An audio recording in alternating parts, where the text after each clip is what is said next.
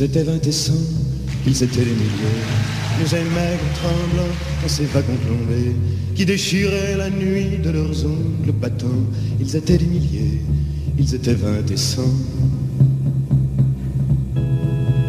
Ils se croyaient des hommes, n'étaient plus que des nombres. Depuis longtemps leurs dés avaient été jetés. Mais que la main retombe, il ne reste qu'une ombre. Ils ne devaient jamais plus revoir un été.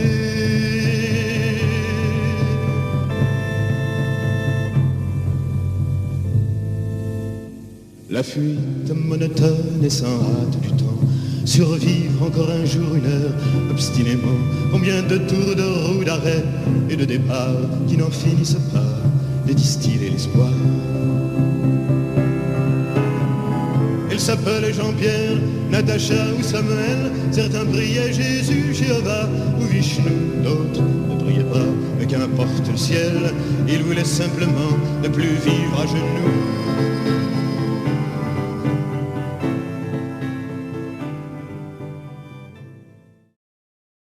Simone Veil est née le 13 juillet 1927 à Nice. Issue d'une famille juive non pratiquante, elle s'appelait Simone Jacob.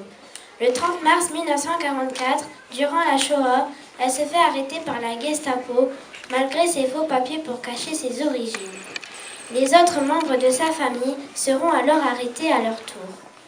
Simone est envoyée au camp de Drancy, alors que son père et son frère vont en Lituanie, mais ils n'en reviendront pas. Simone est ensuite transférée avec sa mère et ses sœurs dans différents camps de concentration, dont celui d'Auschwitz. On lui tatoua alors le matricule 78651 sur le bras. Dans les camps, la vie est terriblement difficile. Sa mère est emportée par le typhus. Simone et ses sœurs seront sauvées par l'arrivée des Alliés en 1945. Elles seront les seules survivantes de la famille. Simone retourne en France en mai 1945. Elle épouse ensuite Antoine Veil en 1946. Ils auront 3 fils. Après des études de droit et de sciences politiques, Simone entre dans la magistrature en 1956. Comme haut fonctionnaire, elle entreprendra ensuite une carrière politique. Extrait de son livre « Une vie ». Nous sentions maman trop dépendante de papa et nous n'aimions pas cela. Elle, qui n'avait jamais travaillé et donc jamais connu la moindre autonomie financière, avait à rendre des comptes détaillés. Nous étions sensibles aux mises en garde qu'elle multipliait à notre intention. J'en ai conservé un souvenir ému et une leçon inoubliable. Il faut non seulement travailler, mais avoir un vrai métier. Aussi, lorsque beaucoup plus tard, mon mari s'est aventuré à me suggérer que l'éducation de nos enfants pourrait peut-être me dispenser de travailler. Ai-je fermement écarté cette hypothèse? Antoine suivait encore les cours de l'ENA lorsque j'ai mis au monde notre 3e fils, Pierre-François. Le moment était venu d'annoncer à mon mari: « Je vais m'inscrire au barreau. » « Il n'en est pas question, a-t-il répondu à ma vive surprise. Je ne me suis pas laissé faire. Comment? Il a toujours été entendu que j'attendais que tu sois sur tes rails et qu'alors je travaillerai. Maintenant, tu as obtenu ce que tu voulais. Tu es à l'ENA. Tout va bien pour toi. Rien ne s'oppose donc à ce que je travaille. Je ne m'attendais pas à une réaction aussi négative de sa part. Comme jadis, mon propre père avec maman. Je découvrais que mon mari était gêné de me voir entrer dans la vie professionnelle. À mes yeux, comme aux siens, une femme qui en a la possibilité se doit de poursuivre des études et de travailler, même si son mari n'y est pas favorable. Il y va de sa liberté et de son indépendance. Simone Veil, le gouvernement. En 1956, Simone Veil devient magistrate. Et en 1970, elle devient la première femme secrétaire générale du Conseil supérieur de la magistrature. De 1974 à 1979, Simone Veil entre au gouvernement en tant que ministre de la Santé. À ce poste, elle peut parler au nom des femmes et les défendre. Elle est à l'initiative de la loi sur l'IVG qui entre en vigueur le 17 janvier 1975 et qui sera ensuite souvent dessinée comme la loi Veil. Elle apparaît alors comme une icône de la lutte contre la discrimination des femmes en France. Pour moi, par exemple, l'égalité entre les sexes n'est pas la négation de leurs différences, qui ne sont pas seulement physiques, n'en déplaise à quelques sociologues intégristes. Disons-le clairement, Je suis favorable à toutes les mesures de discrimination positives susceptibles de réduire les inégalités de chance, les inégalités sociales, les inégalités de rémunération, les inégalités de promotion dont souffrent encore les femmes. De 1979 à 1982, Simone Veil préside le Parlement européen. Elle sera toujours députée européenne jusqu'en 1993, où elle sera nommée ministre des Affaires sociales, de la Santé et de la Ville.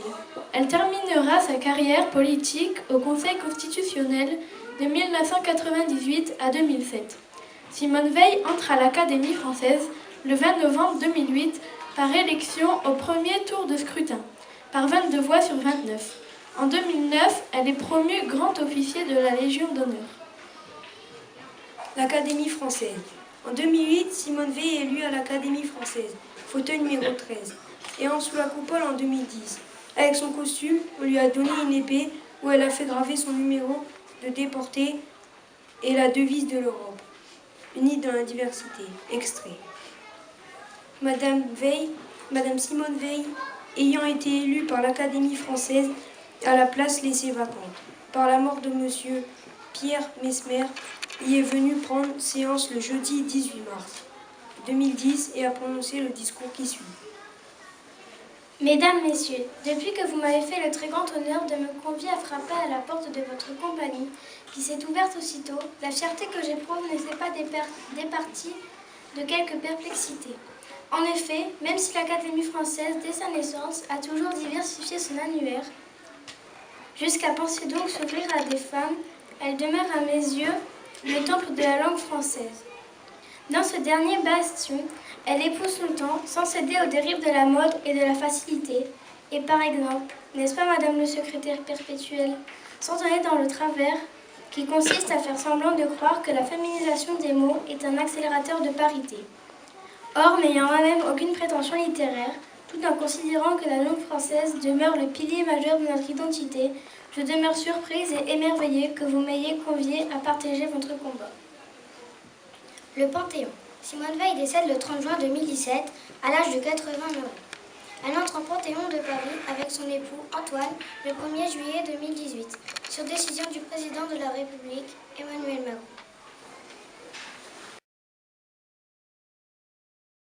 Ils se croyaient des hommes, n'étaient plus que des noms. Depuis longtemps leur dé avait été jeté.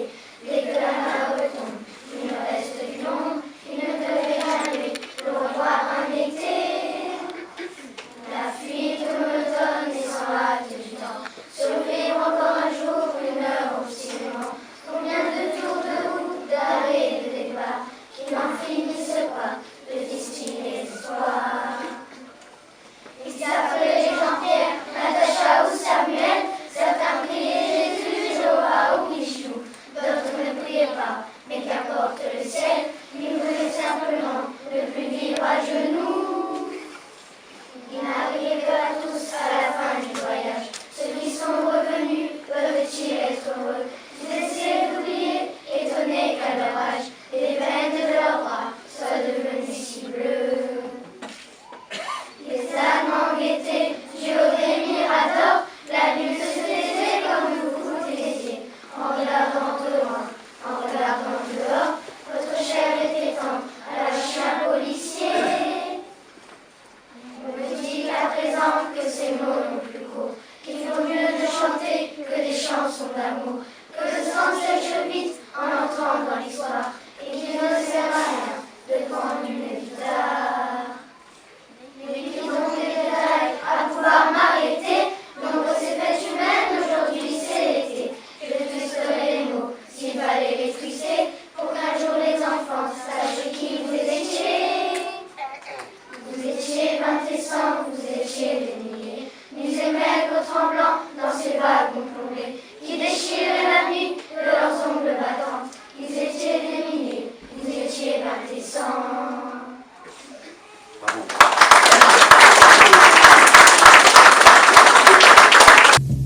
Ils étaient 20 et 100, ils étaient des milliers, nous et maigres tremblants dans ces wagons plombés, qui déchiraient la nuit de leurs ongles battants. Ils étaient des milliers, ils étaient 20 et 100. se croyaient des hommes n'étaient plus que des nombres. Depuis longtemps leurs dés avaient été jetés. Et que la main retombe, il ne reste qu'une ombre. Ils ne devaient jamais plus revoir un été.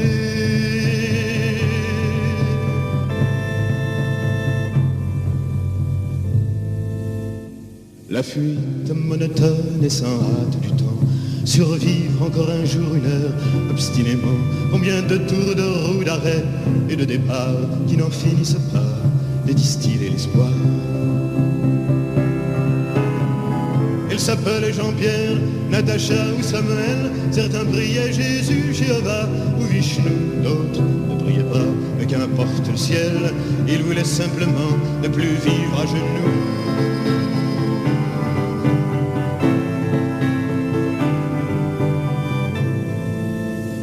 Ils n'arrivaient pas tous à la fin du voyage. Ceux qui sont revenus peuvent-ils être heureux? Ils essaient d'oublier, étonnés qu'à leur âge, les veines de leurs bras soient devenues si bleues.